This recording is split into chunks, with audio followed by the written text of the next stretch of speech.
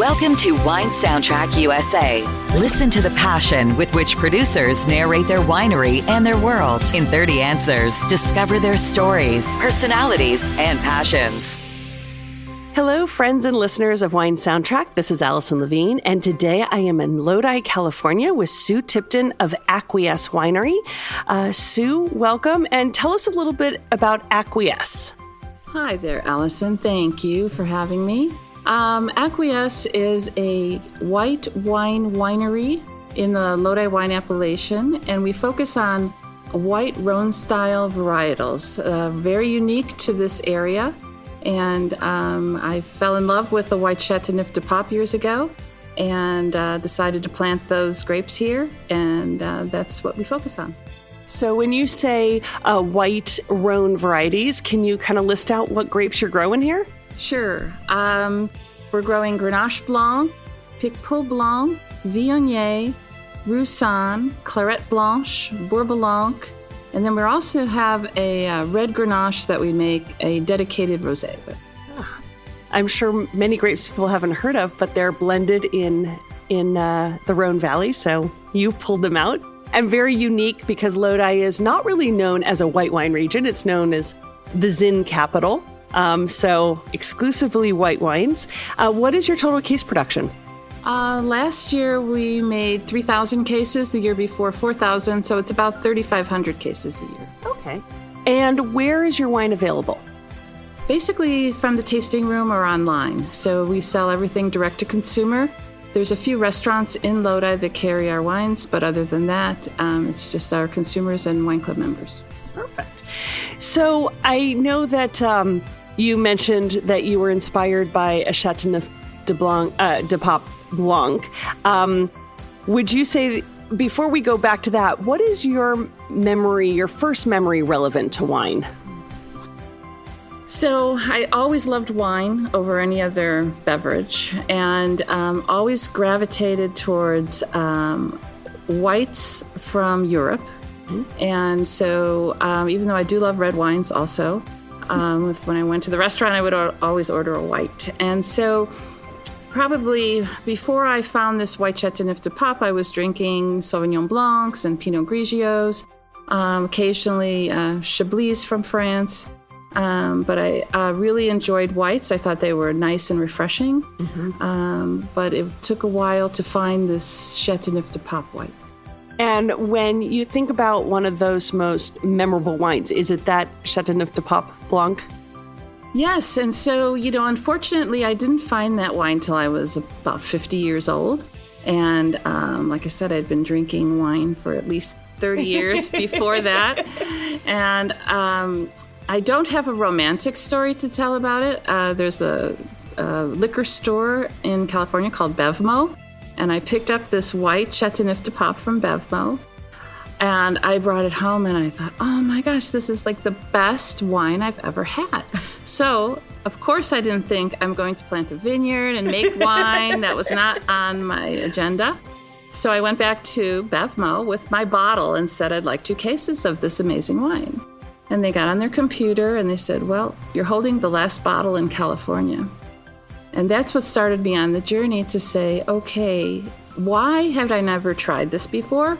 And why is it not easy to come by? And that's when the research started, and it was kind of like a mission for me to find out about these varietals and why they aren't easily available.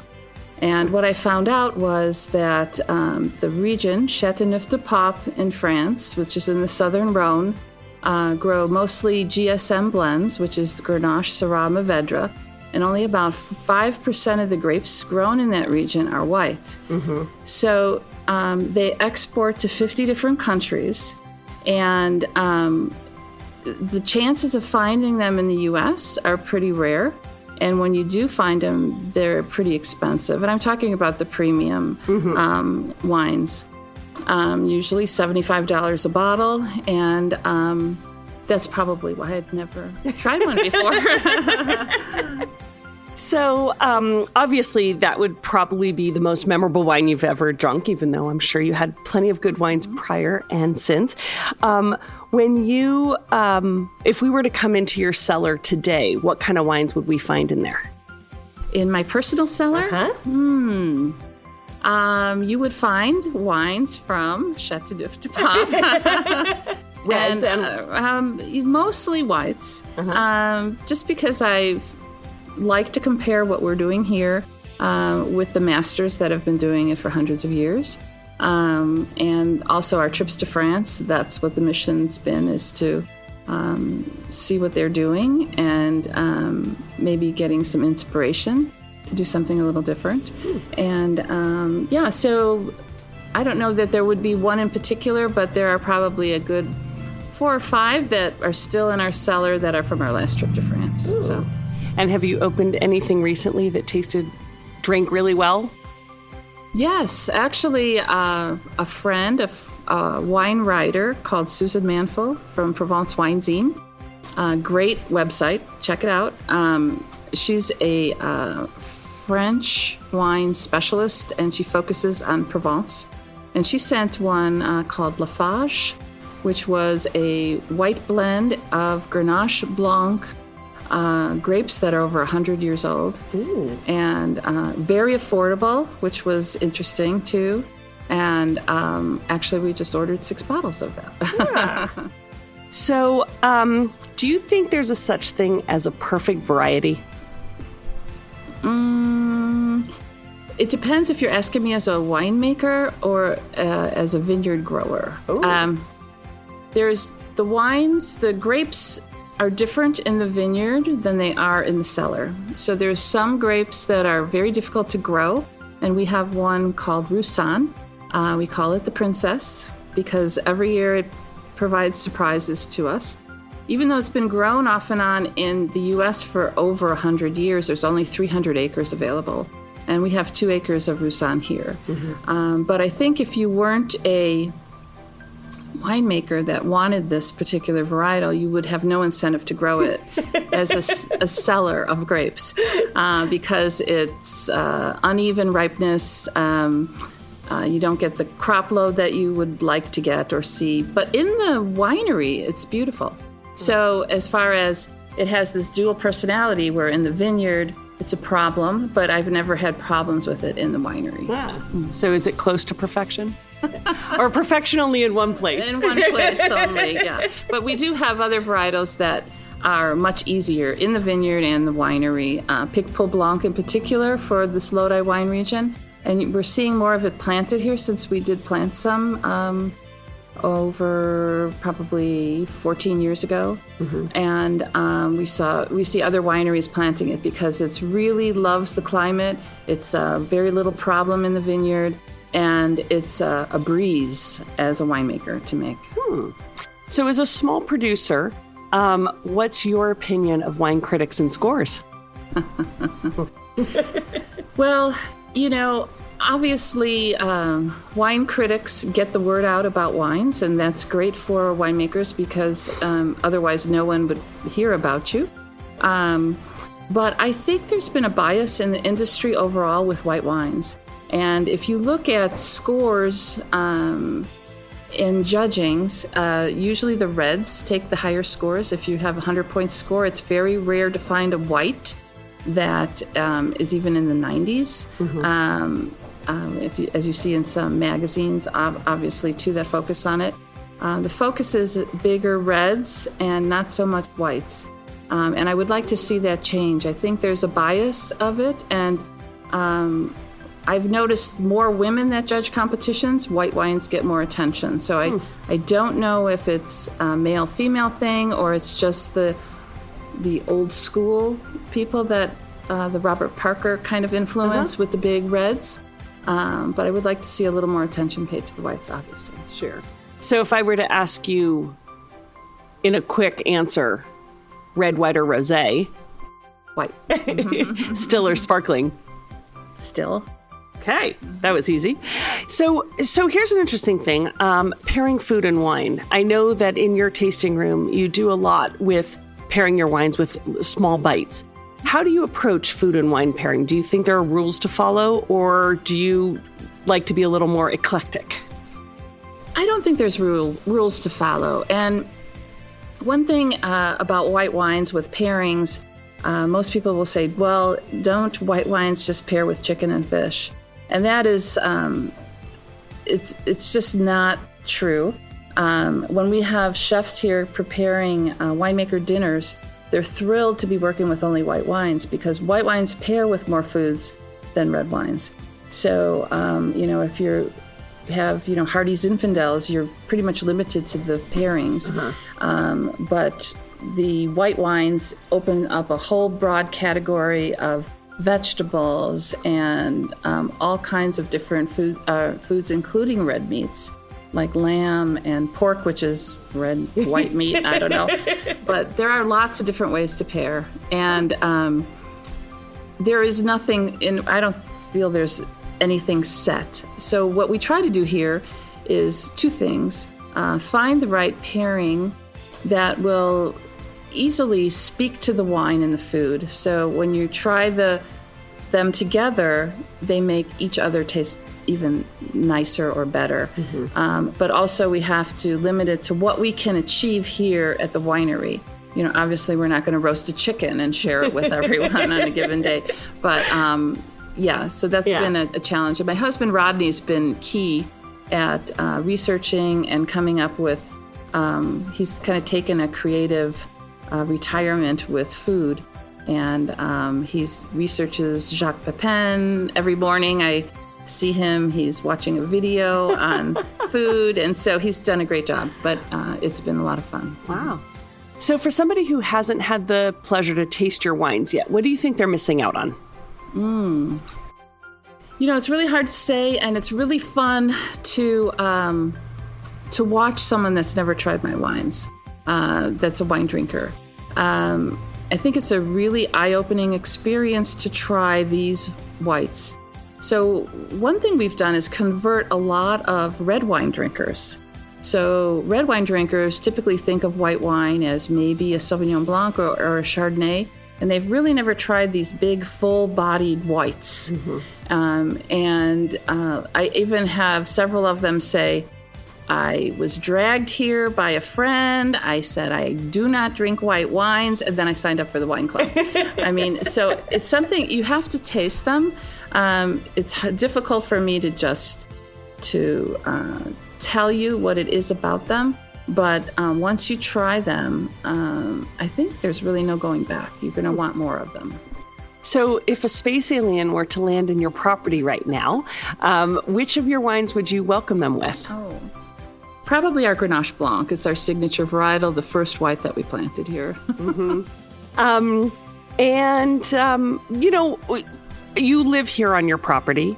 You have how many acres? 18 acres. 18 acres. And you're living in the property, so you watch these vines throughout the year. And you've been here for more than a decade now. How much variation do you see from vintage to vintage, or how much similarity do you see? As the vines grow, they mature in certain ways. So we call the vines when they're planted baby vines, obviously, but then they turn into teenagers for several years, and you're not too sure what to expect out of them, like a teenager. So they tend to get a lot of crop load, but they don't get nuanced the way you'd like. So we had the privilege now. Our first vines were planted in 2008. So it seems like at year 8 or so, they kind of come into their own. They don't have so much overload that we trim off any overloaded crop. Our goal here is premium production. And so sometimes we'll cut off half the crop in order to keep our crop levels low and our quality levels high. But we find that as time progresses, it gets easier because they come more into their own and they don't require as much maintenance that way. But really, we really do get to know each varietal. So I walk the vineyard every single day during harvest time, tasting the grapes, checking the sugars. And so I know it intimately. And I feel like you have to do that to know when the right time to pick is.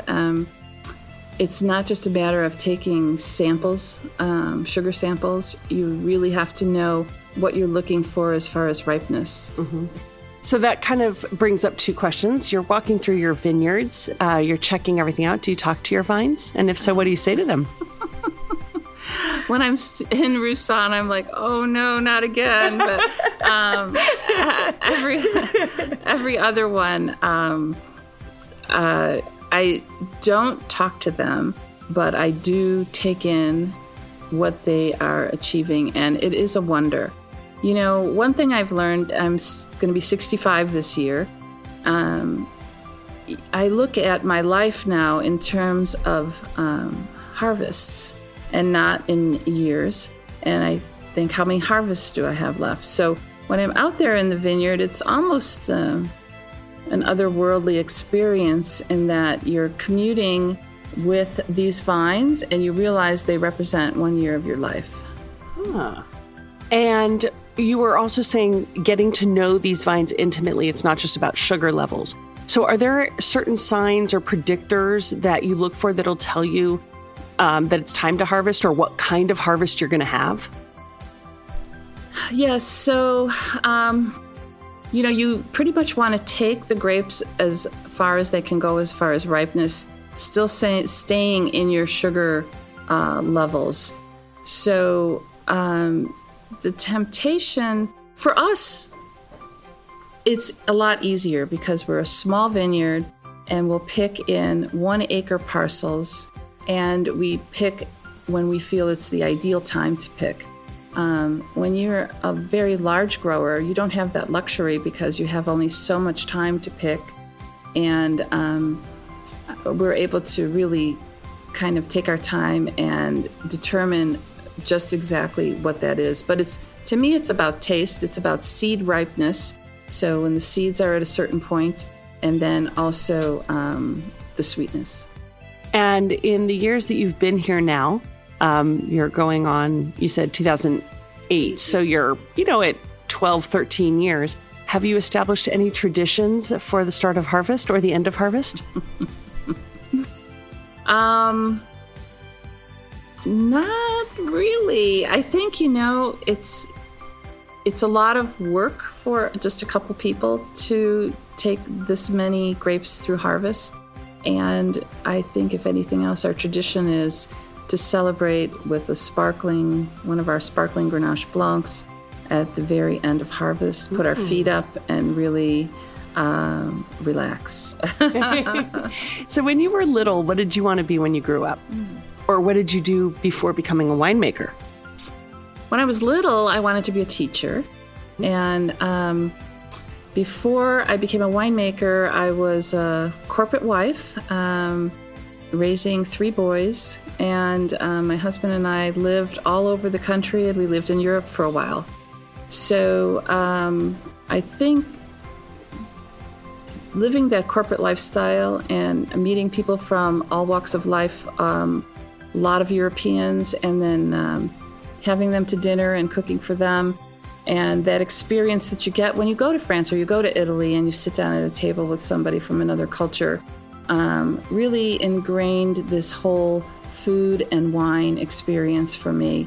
Also, I must say I am a Chicagoan who's Irish, and so alcohol was always a part of my life as a child, and entertaining on the weekends was always a part of our lives. So we always entertained on the weekends, and I feel like I'm living that same life in a way where I'm teaching people about what I'm doing here, which is all about an education. And I'm sharing on the weekends with people that I don't know, that I'm trying to convert into friends, and we do that every weekend. And then also, the wine and food thing that we have from home. So when you're not working, how do you spend your free time? Is it just cooking for people and eating and drinking? Really, Allison, there is no free time when you're doing what we're doing. So I know that's always the strange question. There is no free time, but ideally, we would be visiting with our grandchildren, and so now that COVID is over, they plan on coming out to visit, and so that would be great once that happens. So we've been up to visit them in Portland and Seattle, but they haven't been to visit us until the summer. That's great. So, if you're planning a romantic evening for you and Rodney, and it sounds like it would be a joint effort because he does a lot, what sort of wines, what would make that romantic evening? How would you take that evening meal? It definitely would be outside with a view of the vineyard, and maybe a dip in the hot tub first, and then With a glass of wine? of course, Which wine? You can't go in the hot tub without a glass of wine. A glass of sparkling wine? Yeah, sparkling. Yeah, it could be any different ones. We actually drink all of our wines on a regular basis for many reasons. We love them, obviously, but we like to see the progression of them through the years. But he's a great cook, and he makes some amazing foods. And really, there's not one thing. We kind of mix it up. We've been married now. It'll be 44 years this year. Congratulations. So, thank you. Yeah, it works. So, we all sort of live by mantras or advice that's been given to us over the years. Is there a piece of advice that was given to you at any point that is one of those that you carry through in life? Me stump here. I think do what you love. I think really do what you love. And, several times I've been interviewed by younger people about how I got into this business and how I became a winemaker. And one thing I'd like to share with them is do what you love. And, when you're going through life as a younger person, you kind of have to do what you need to do to get by. And that doesn't mean that you're defined that way. So if you look at my resume, I was a personnel assistant, I was an office manager, I had my own mail order business when we lived in Portland years ago. You would look at my resume and say, what is the intent here? But every single thing that I've done to this point has helped me with my business as a winemaker and owner. So I think that you just do what you have to do when you have to do it, but just focus on what you love. I love that. So when you look back at your work, because not your family and grandchildren, what would you say is one of your proudest achievements to date? Well, I think when I was elected as one of the 20 hottest brands in the wine industry in 2018, it was a super thrilling moment for me. And as soon as I had been given that honor, my mind went back to some of the people that were trying to help me out when I first opened my winery. And they said, listen, sweetie, you're never going to make it with all whites in your lineup. You're going to have some reds. And I said, if I don't sell them, I will drink them. And, we sold out that first year, and we sold out every year since of our wines. Fantastic. So it was because I was doing what I loved. And so it wasn't because someone else told me. But, it's really difficult when you're taking that financial and emotional risk to do something different. And you keep questioning yourself, but you have this motivation to go ahead. And then people that are trying to help you are also questioning you. And I think you have to put that aside and just go forward. I've often said if someone gave me a list of everything that I had to do to get to this point in my life as far as a winemaker and owning a winery, I would never have jumped ahead. But if you can just chunk away at a little bit at a time and it's something that motivates you because you're enjoying it, I'd say go for it. Well, congratulations on that honor, because while the honor itself is one thing, I think what it represents is a really great achievement. So congratulations. So complete the sentence for me. A table without wine is like...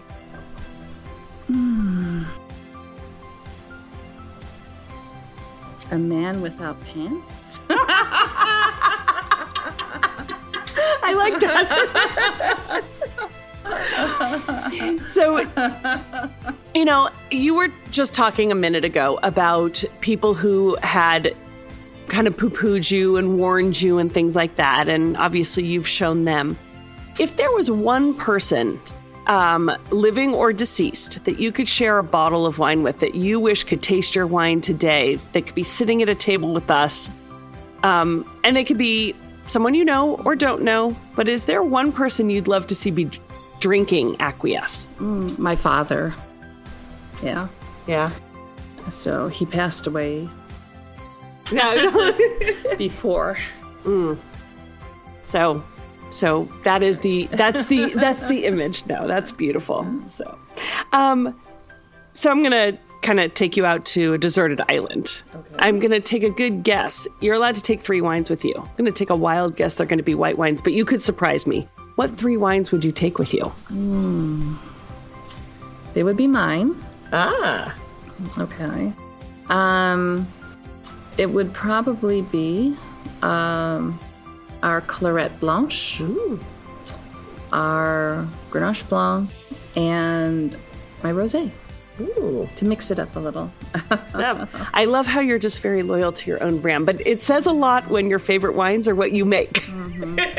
Yeah, I mean, I do drink other wines, and I don't want you to think that that's all that we drink, but we make wines in a style that I really enjoy, and so at the end of a hard day, it's something that's a special treat for me. It's a special treat. Well, and no wonder you sell out. So, we're going to play a little game now. I'd mentioned to you pairing wine and music. A lot of times we listen to music while we're drinking wine, or we are inspired by an emotion that music can conjure up in us, and wine.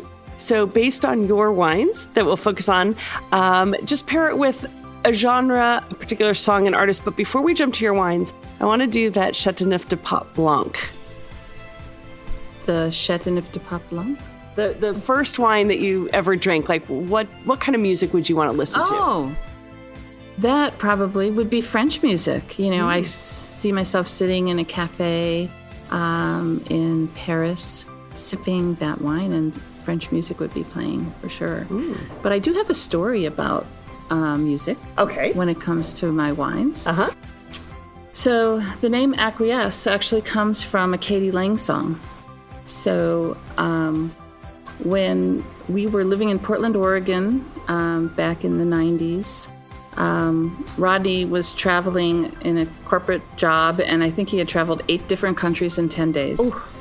And we were sitting on the patio drinking wine, and Katie Lang was playing on the stereo, and her song Acquiesce came on.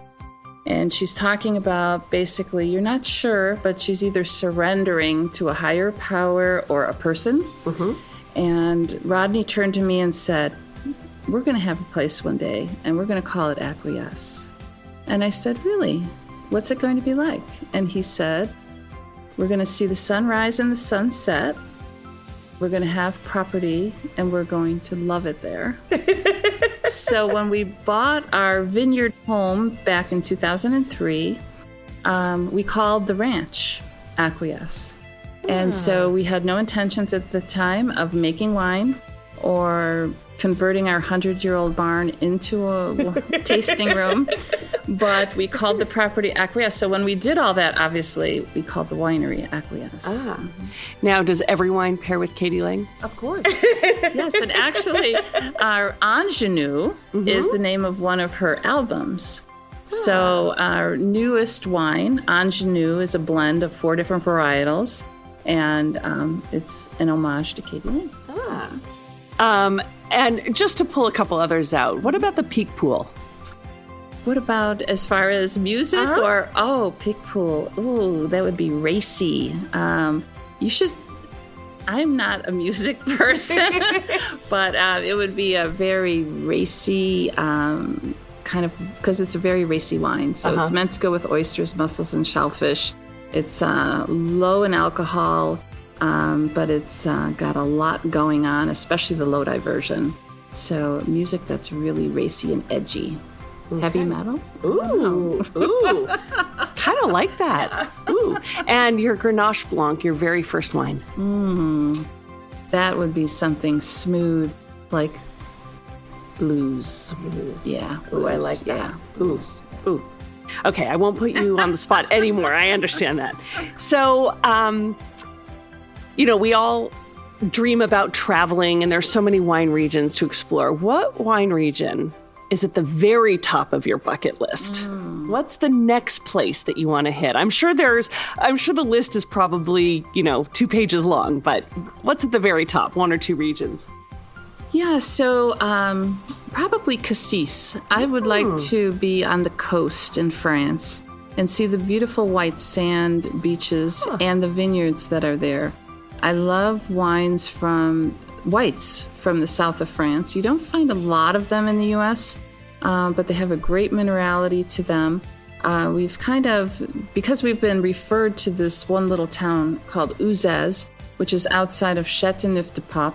It's maybe an hour and a half from Cassis, but last time we spent a month there, we didn't quite get to Cassis. So it's near Provence also. But the town of Uzès is really interesting. So it's a medieval town. It's a wine-growing region, and they're known for their Grenache Blanc and Viognier blends. And so after trying their wines, I created a special blend for a restaurant called Guantonio's in Lodi, which I know that you know about. It's quite delicious. And so that's their house wine, and we don't even have it in the bottle yet, but it's their house wine, but we were inspired by our trip to France. Wow. Well, while you start planning your trip to Cassis, if people wanted to come visit you, make their trip to Lodi, how can they visit you? Well, they can come visit us in the tasting room. We're taking tastings by appointment only for our elevated tasting experience. We reopened after this COVID outbreak early April, and we've been sold out every weekend. So if you're interested, make sure you plan ahead. And we have 4 different wines, each paired with 4 different food bites. And it changes month to month. So if you come 1 month, a few months later, you'll have something different. And you can sit outside in our courtyard surrounded by grapevines, or taste in our 100-year-old barn. So the romantic vineyard setting or the historic setting, which is still romantic. And your website for people to book or to buy online if they can't make it out here? Yeah, it's www.whitewinewinery.com. And if you'd like to visit us, you click on Visit, and there's a link that takes you to make a reservation. If you'd like to purchase, we ship to 37 different states. We have great shipping incentives. It's only $15 to ship up to 11 bottles of wine, and free shipping for a case of wine. Wow. Well, that's great. Well, Sue, thank you so much for joining us today on Wine Soundtrack, and I hope you enjoyed yourself. I sure did, Allison. It was a pleasure. Thank you so much. I appreciate it. Cheers. Thanks for listening to a new episode of Wine Soundtrack USA. For details and updates, visit our website, winesoundtrack.com.